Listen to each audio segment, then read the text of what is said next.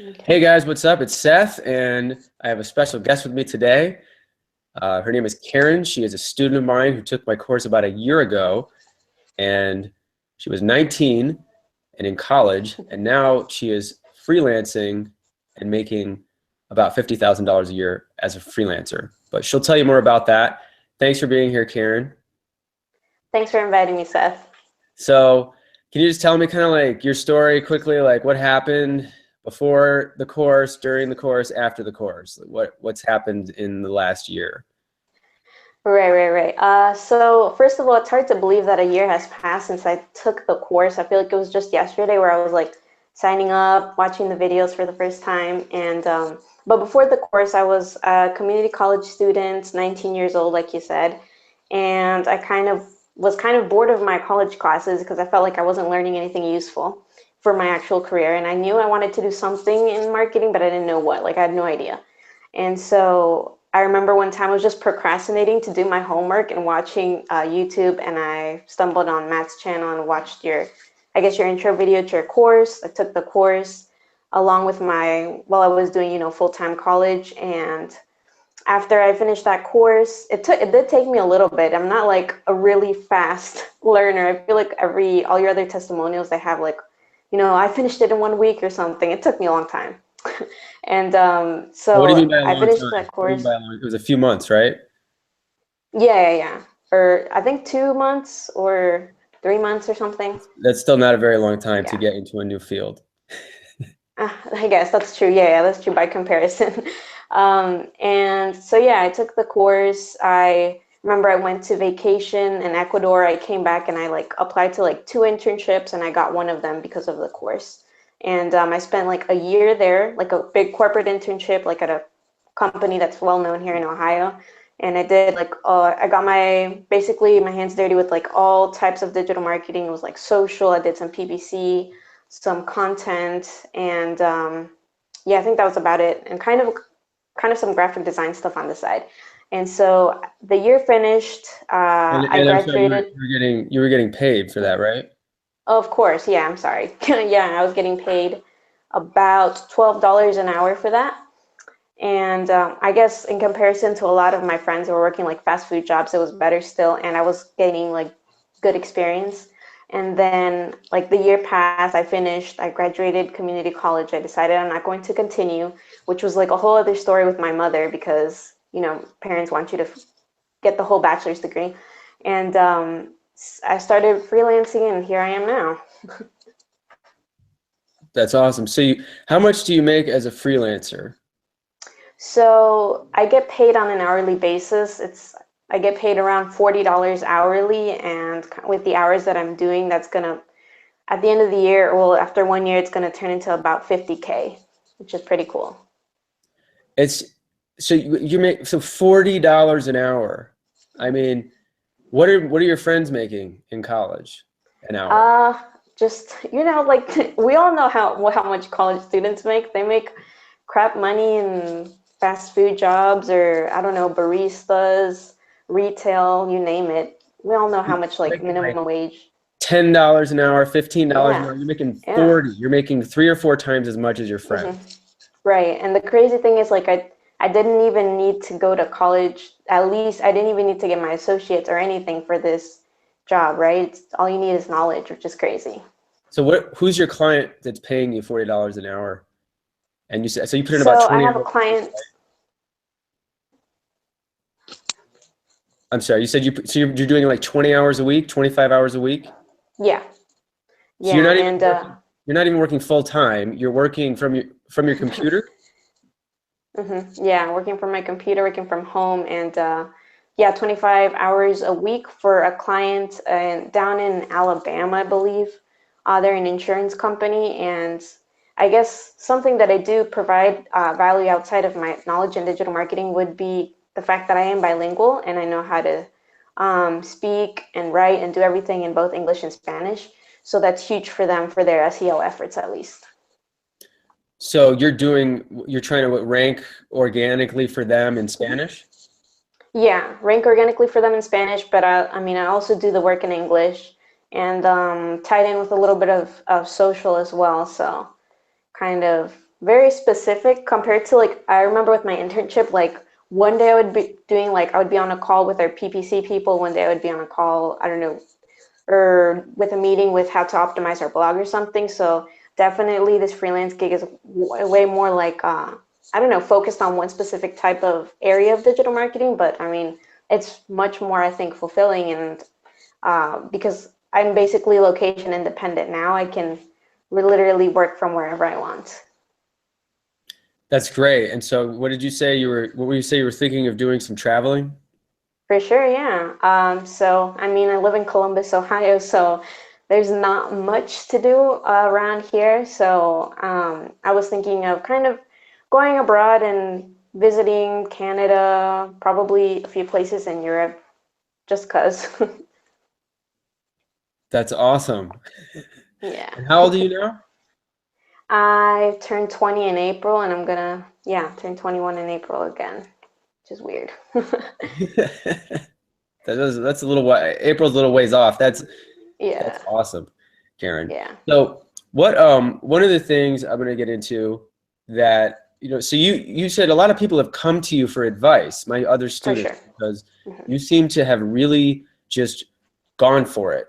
You Right. followed what I said, you did what I said, you got an internship, you built your experience. And by the way, you have this, one freelance client. Now you could go to any city in the world and get a job.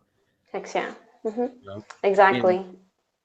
Yeah, so yeah, what advice do you give, and if anyone watching who hasn't taken the course, or even if people have taken the course, what advice do you give to people about this field?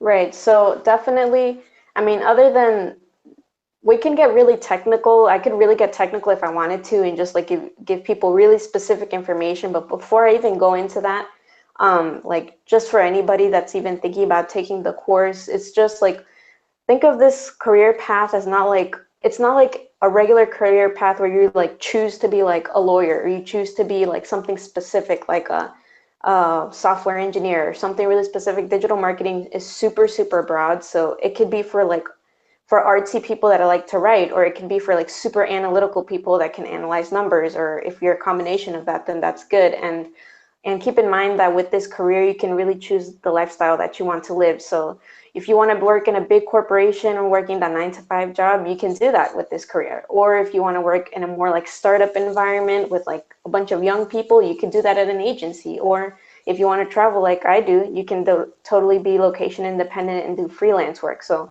the possibilities are really endless with this career, which is something that I want people to keep in mind before we even get into the technical stuff. Great, that's a good starting point. Right. Um, so, and I'm not even asking for specifics, but I think, a lot of people still have a hard time believing that with no experience, you can get into this field. And Right. what are the types of questions you get from, other students, like all the time on So, LinkedIn? more than questions, I get like objections, right? I guess in sales we would call them objections. So I actually, because of the course, I met a lot of people on LinkedIn. I have like a huge connection of people that took your course and that wanted to sign up to your course and stuff. So I met a lot of people through there. And so like a lot of the common things that I got, the objections, I guess, were like, well, I don't know if digital marketing is going to be an in-demand career field later on. Like I think it's declining. I think it's getting saturated. That's one of them that I hear a lot. And so, like, what I tell them is like, okay, let's say you're right. Let's say that, well, I don't think it's saturated, super saturated yet, but like, okay, let's say in a few years, everybody wants to be a digital marketer. Okay. I'm like, so that should be even more of a reason for you to jump on this course right now. Take this course, build your experience because you can do it super fast and start your career in this because it is like a legit thing. And so that's like something that I really get a lot that it's like, oh, I don't know if, the career field is gonna, and then another one would be, I don't know, just people scared to take the next step or take the leap. Like whether it's people scared to sign up for the course or people already signed up for the course and people are scared to sign up for the Upwork account. Like just like sometimes I feel like they need a little tug, like a little push, like motivation, like do it, just do it. And I feel like, I don't know, specifically like for me, when I was doing it, like I had nothing to lose. I mean, the price of the course was like so much cheaper than my college courses. So I was like, I don't care. So I really had nothing to lose. And I feel like people should have that attitude, that mentality, and just go all in. And I guess don't look back. Just, I don't know. And so that's something that I've encountered a lot on LinkedIn, which is where I've met a lot of people. Cool. Well, the two things. Number one, and I'll address it here since you mentioned it. I get that question a lot too. People say, "Oh, it's saturated." Yeah. And all I say is, you don't have to take my word for it. Just go on LinkedIn, do a search for digital marketing jobs, and you'll notice it's actually getting bigger. So Yeah. when I started doing the course in April in 2016, I remember I think there were maybe 11,000 or 16,000 openings on LinkedIn. Right. Mm-hmm. Now it's like 20,000, and Wow. and you can also look at the Bureau of Labor Statistics and the people that actually study these things, occupational studies. And I did a video about it because there was this professor at NYU, just like such a poison pill. He's this, such an arrogant lecturing guy. He stands there and he's got that look that they have where he's like, he's kind of like doing this thing. I had a professor who did that, and he's so wrong. He's like, well, there's only opportunity in digital marketing if you work for Facebook or Google. Oh This shoot. poor guy, his poor students are looking to him for job advice, and he's giving them the worst advice. And I said in that video, just go on LinkedIn and look at these actual job opportunities. And then the statistics from BLS are saying this is going to be increasing. I don't know if it was 10% or 20%. In California, it was like twice as much as the national average. It was crazy. Wow. And so, again, look at Indeed and looked at LinkedIn. You could think, oh, Seth's making all this up because he wants to sell his course, but the opportunities remain. And I still keep getting emails. I got an email from a student today who said, and he was having some questions about guest blogging, but then he's like, oh, by the way, I got all these calls back. And I was shocked for the jobs. I'm like, it's because the employers cannot find people. So we can thank our educational system that is broken for producing a need for these skills, because if the college just wised up and started teaching us the right way, then yeah, maybe these jobs would actually be in danger. But you have like millions of people that don't know of it, and then you have like a few people taking my course. I don't have 20. I wish I had 20,000 students. I wish I had 20,000 students that were all applying this too. But that's not happening. The next thing is, I'm glad you said that, and I think it's awesome. You have the right attitude. You have to just do it. You don't have anything to lose. Yeah. Applying. Like, I don't know. It's kind of frustrating to see people like just like, I don't know, just hold themselves back. Like I told this guy, like, hey, like I have seen a lot of people that have like not even taken the next step just because of fear. You need to like let that stuff go. And I feel like a lot of us, like of your students are kind of around my age. So like we're at that age where we don't have like a lot of responsibility. We don't have like a family to feed or something. So we can take that risk. Okay, say worst case scenario, this doesn't work out. This isn't the field for like one of your students or something.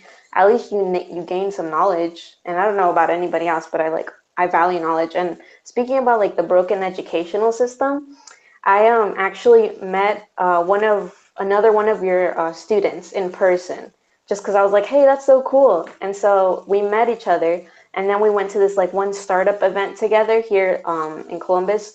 And we went to one of like the talks that they had, and it was all about how to creatively staff a startup. And that was before I started freelancing. So I was like, okay, I want to meet some startup people so I can like network or whatever. And so we went to the event, and like the speakers were like representatives from the Ohio State University, just like the biggest, most reputable school here in Ohio. And they were supposed to give us like creative ideas, and literally like, I don't know how many, like what, 45 minutes of sitting there and watching them speak, like all it was 100% self-promotion of their business program. And basically their whole 45 minutes could be shrunk into like this one sentence. It could be like, hire our students because like 40% of them can't find jobs or something like that. And I'm like, really? You're supposed to tell us how to creatively staff a startup or whatever, and it was all like self-promotion. on like, oh, we have the entrepreneurship club, we have this club, we have this club, and this is why you should hire our students. That's all it was. Wow. Yeah. It's yeah, whenever I see those entrepreneurship programs, I just think it's almost like it's like a paradox. I Yeah. I got I have this credentialed degree in entrepreneurship. That's like Yeah. to me, that's like getting a certificate in bodybuilding without ever going to the gym. You're like, Right. there's like the one person like you're the person that actually hit the gym and you've got these big muscles. And like you're like, I have muscles. And the other person's like, well, I have a degree in weightlifting. You're like, I have no muscles. Right.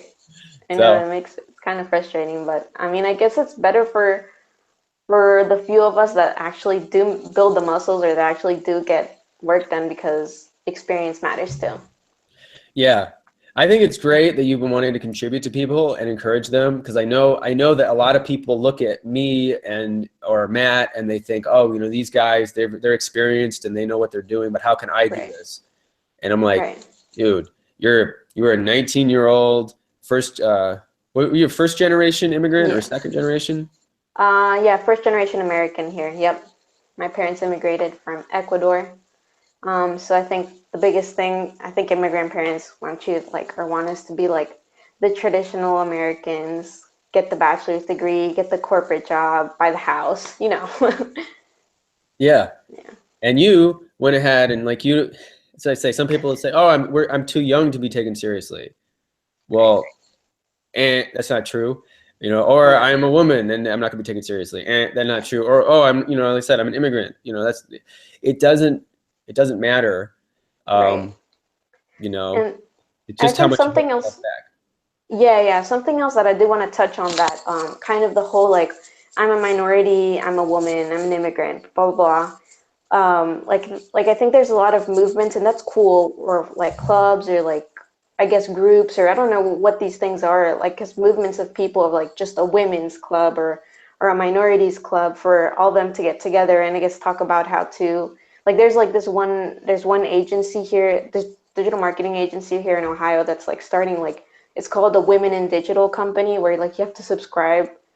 It's like a crap load of money per month or something, and to be a part of this exclusive club of women in digital marketing, so we can discuss, I guess, how to excel as women, which I think is really good. But I think more than that, more importantly than that, I think the conversation should be steered to how can we provide, like, no matter, like, it doesn't matter if you're a woman, it doesn't matter what your race is, like, where you come from, what your background, how can you provide value to employers? How can you exceed, whether it's a freelancer? Like, I think that's where the conversation should be steered. And I think too many times people, I don't know, they like to victimize themselves, like, oh, I can't do this because of this reason.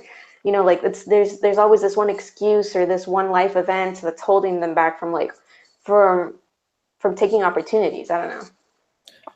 Yeah, you said it really well. I'm glad you said it. I have I have an ex girlfriend. I'm still close friends with her. She's very intelligent and a feminist, and we have this kind of argument sometimes because I've become aware of so many of the things that women and minorities experience that I've never experienced because I'm a white guy, right? But I think at some point you end up arguing for your own limitations because Yeah. then you're like, you know, and someone like you coming along, I say, I've had a conversation with her where I've told her about what I've achieved in digital marketing, and Hmm. and you kind of just diminished it by saying, well, you're a man. Like I have my privilege, which I have certain privileges. Yeah. I do think that's a real thing. But when it comes Hmm. to the businesses I've built or the people I've helped or jobs I've gotten, I'm saying Hmm. anybody can do it. Yeah. And then you're the best proof of that because you didn't come in with any limiting ideas about yourself or concerns. Right. Went right Right. for it. And Right. And it's like, I feel like no matter, like, I understand people have different life situations. I think there's people in worse places, in worse situations than I have been, way worse. And I just really think it's all about, like, do the best you can with your set of circumstances. And sometimes realize that those circumstances are choices and not set in stone. I feel like too many people think like, oh, this is my lifestyle, or like this is, you know, this is the current like situation. This is the current circumstance, and I'm stuck like this forever. Like, you have more control than you think. I think people need to realize that too. That's great. We Yeah. should do another video about that. Because Yeah. that's a huge issue. And, you know, most of the people who come to my course are looking for some kind of change. And it's inspiring to hear that, I think, because it's like I was going to do another video about this, because there's mindset is so important, because I feel like for the most part, if I had to choose between someone that's really skilled and someone who has a great mindset, I'll take the person with the great mindset first, because I can train them. Right. And they're going to be much more workable. But Yeah. the skills actually do have that much value. You know, they actually do get you that much attention. They actually do get you the interview. And Yeah. the combination of the two is, you know, saying I have these skills and now I'm gonna own them, because Right.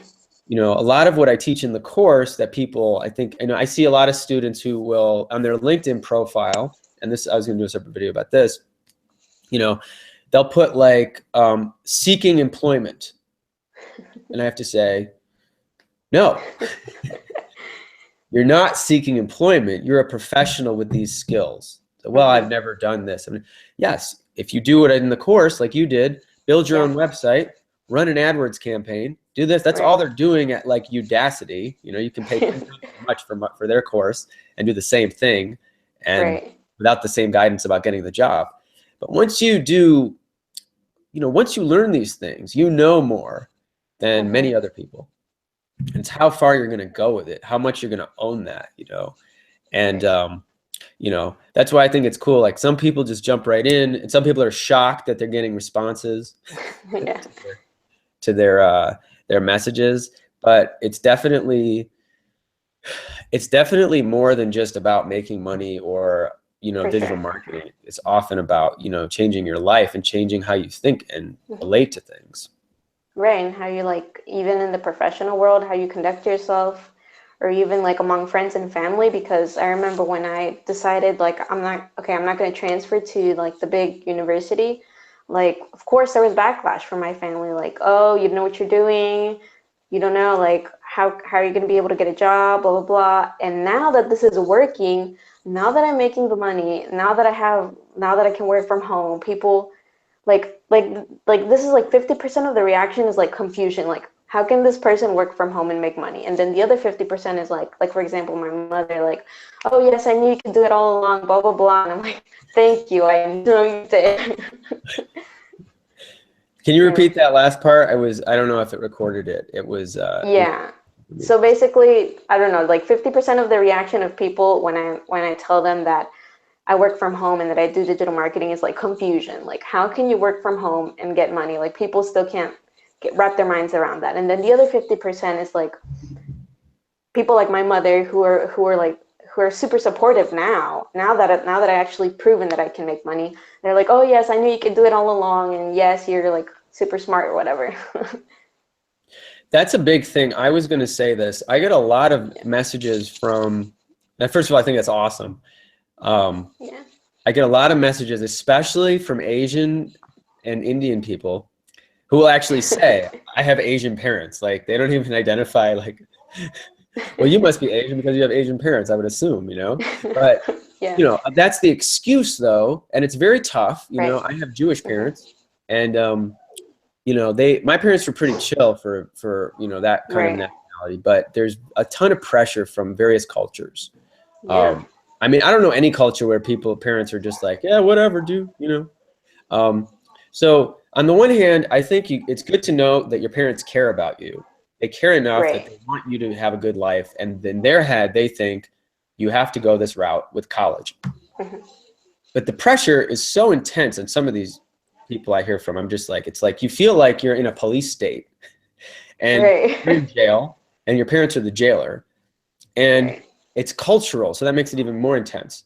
So all I'm here to tell you is that, you know, I don't have I'm a miracle worker, but once you hit 18, you're an adult. Yeah. And even before you're 18, it's your life. Hmm. And a lot of the things you're dealing with are those internal limitations, Yeah. conversations. My parents are going to do this to me. They're going to make me do it. Right. Nobody can make you do anything. They can manipulate, they can Hmm. pressure, but even pressure is not a real thing. It's all what happens in your head. Some people, Hmm. I had this great, I went to this great seminar and they said, you can walk into a department store and the person goes, "Hi, can I help you?" And someone will go, "Don't pressure me." Like, where was the pressure? It wasn't in the person saying, "Hey, can I help you?" It was in your Right. response. Yeah. So, and when you're in a family and you have these intense people around you who are seemingly on top of you, it occurs like pressure. Right. Right. Right. So I would even be interested in you. You seem to have a really strong attitude, and that's something I probably would want to share with my students. My thing to say to Right. those parents, like, it's your life, and Hmm. you're doing something smart by investing in these skills. And at some point you don't have to, but I've found I keep wanting to say you're gonna have to, but nobody has to do this. But Right. to mature into an adult, you have to become your own person. Hmm. And I know people who have just done what they've been told to do their whole life, and by the Yeah. time you're in your 30s, you're miserable. I know, and I couldn't imagine, like, see, that's my worst fear. That's what drives me to like do my own thing. Like, I can't imagine my 20s passed, I'm 30-year-old, I'm depressed because I listened to what my parents supposedly that tell me, that they know what's best for me. And I think part of this like whole independence thing is that I did actually move out of my mom's house unexpectedly, which is a whole other story. So I think that helped to formulate just me as that was like I think I moved out and then like right after I applied to like the internship and like my whole I guess career thing started with like applying the skills that I learned in the course. And so after that like I was living well still with my sister, but I was kind of I guess redeveloping myself as a person because with like it's not like like this is what your mother thinks is right, this is what your mother thinks is wrong. It's like, what do you think is right? What are your values? How do you go about life? Which is like crazy to think about. Like, it's something so simple. Like, I used to think that I had like my identity down. Like, okay, I know who Karen is, but it's like once you're like thrown out into this like whole thing of independence, it's like exhilarating but kind of scary at first because it's like, okay, like I'm making my own personal decisions now, and like what do I think is right and wrong, basically.